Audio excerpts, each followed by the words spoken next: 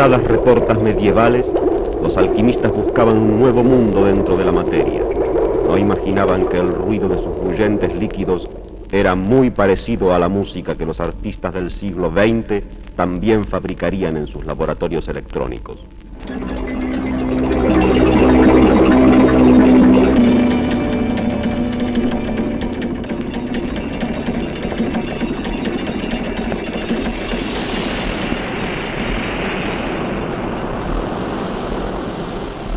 Esta es la música que nos propone el arte del futuro, y lo que sigue es un atisbo sonoro de ese futuro que Panorama ha recogido documentadamente en el presente para hacerle escuchar a usted lo que hasta hace muy poco ningún hombre en la inmensidad de la historia había podido oír.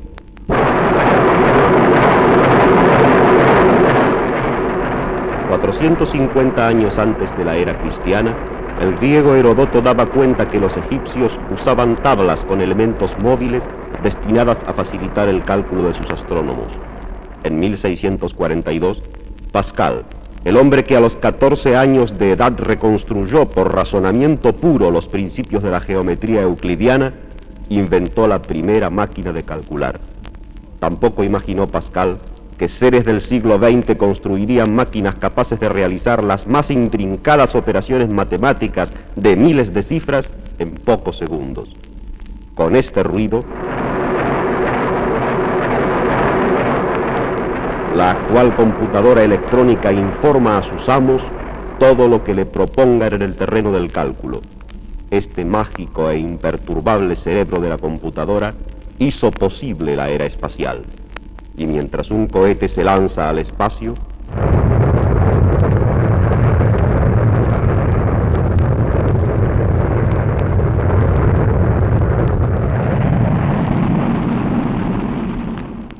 la computadora corrige instantáneamente su dirección, el ángulo de desplazamiento, el encendido de sus motores, la ruta de su destino. 8, 7, 6, 5, 4, 3, 2, 1, 0, ignition, liftoff, and 30 seconds after the hour. Este es el futuro. El 4 de octubre de 1957 se volvió a escuchar ese ruido. Poco después, una esfera de 57 centímetros de diámetro y 83 kilos y medio de peso surcaba el cielo en una órbita cuya distancia de la Tierra oscilaba entre 241 y 965 kilómetros. Era el primer Sputnik. Así habló durante 3 semanas.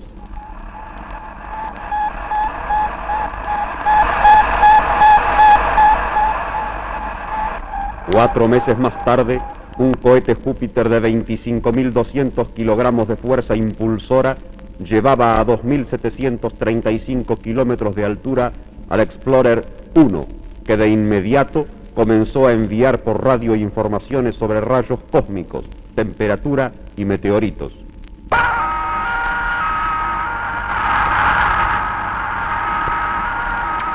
Había comenzado la carrera por la exploración del espacio.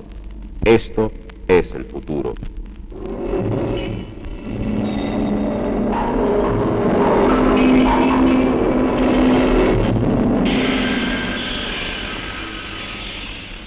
La vista del hombre no le alcanza para penetrar en el misterio del universo. Galileo la aumentó 33 veces con su telescopio. Los grandes telescopios actuales pueden ver a distancias inconcebibles, pero siempre queda algo más allá. De pronto, el radiotelescopio ensanchó el cosmos. Ondas e impulsos venidos de millones de años luz de distancia son captados por ese inmenso oído del futuro. La música de las esferas de los griegos se ha hecho realidad. El universo vibra. Este es su sonido recogido por el radiotelescopio.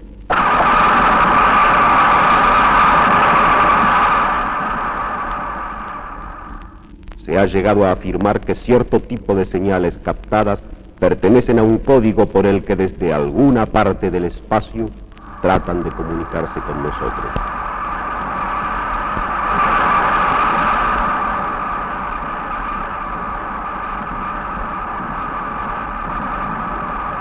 En la Tierra, mientras tanto, las comunicaciones han multiplicado su eficiencia. De pronto, apareció el transistor, desplazando al tubo de vacío. Las radios se hicieron minúsculas.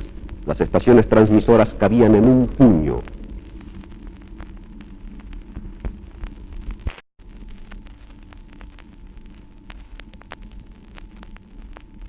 En julio de 1962 se colocó en órbita el Telestar I, el satélite dedicado a servir como estación retransmisora en el espacio.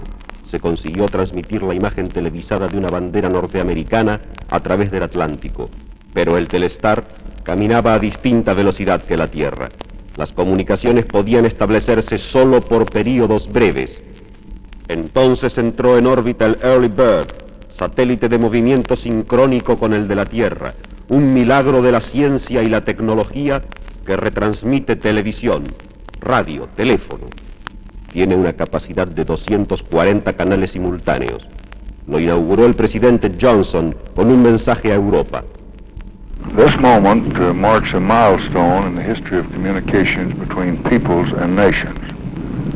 For the first time, a man-made satellite of Earth is being put into commercial service as a means of communication between continents.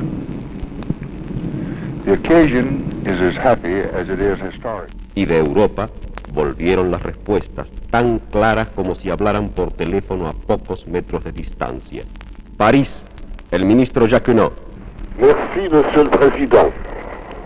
Cette inauguration du service téléphonique commercial par le Early Bird représente un aboutissement d'efforts communs menés parallèlement sur deux plans différents. Sur le plan... Bonn, el canciller Ehrhardt. Nachdem am 7. Mai 1965 der amerikanische Präsident sich erstmals über Early Bird im Fernsehen an die Weltöffentlichkeit wenden konnte, ich selbst habe am 9. Mai... Roma, el subsecretario de Estado Gaspari. L'odierno avvio della fase commerciale del servizio di telecomunicazioni utilizzando il satellite artificiale Early Bird costituisce per la storia della civiltà umana una tappa di straordinaria importanza. Le limitate possibilità della radiotelefonia nei primi decenni... Londres, el primer ministro Wilson. You, Mr. President, have rightly said that this is an historic occasion. One more achievement in the conquest of the forces of nature and in harnessing those forces to the peaceful use of mankind. And I would join with you in offering the warm... Ya se estudian estaciones espaciales con 50.000 canales simultáneos. Y en Ginebra, un grupo de cirujanos pudo observar en una pantalla gigante la técnica operatoria de DeBakey, mientras operaba en un hospital de Houston, en Estados Unidos. Esto es el futuro.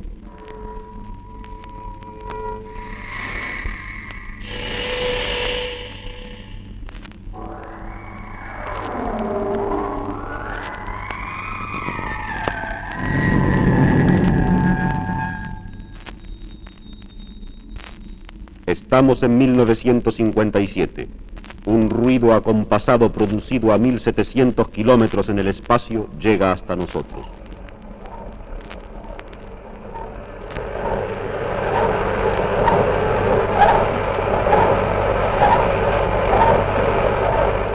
Son los latidos del corazón de la perra Laika, que durante una semana vivió encerrada en el Sputnik 2. Se preparaba la llegada de seres humanos al espacio. 4 años más tarde, Yuri Gagarin anduvo a 327 kilómetros de altura durante 1 hora y 40 minutos. Por primera vez en la historia, el hombre llegaba a esa altura. Desde entonces, una mujer y 12 hombres conocen la aventura de la astronáutica, hasta que el 18 de marzo de 1965, Alexei Leonov se mueve durante 12 minutos fuera de la cápsula del Volskov 2, a 495 kilómetros de altura. Menos de 3 meses después, McDivitt pisa el cielo durante 20 minutos. Se divierte tanto que no quiere volver al Géminis 4.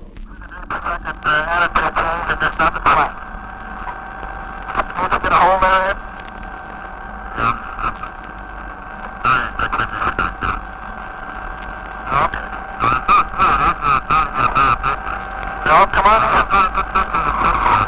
Bert, come on in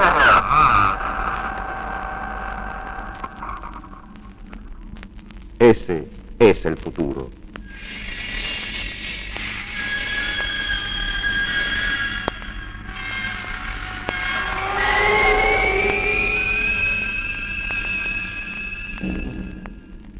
Desde el fondo de los tiempos hasta el astronauta, la aventura, la imaginación y la voluntad ilustran nuestra historia.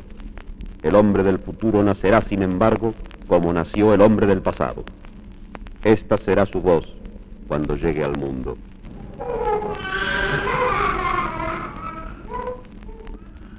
Y quizá pueda abandonarlo con estas palabras, como lo hizo el doctor Albert Schweitzer. Estoy plenamente convencido que la verdad, la tolerancia, el amor, la afabilidad y la bondad son las fuerzas que están por encima de todas las otras. De ella será el mundo cuando existan suficientes seres humanos para quienes esos valores no solo sean ideas, sino algo en lo que la humanidad crea y viva.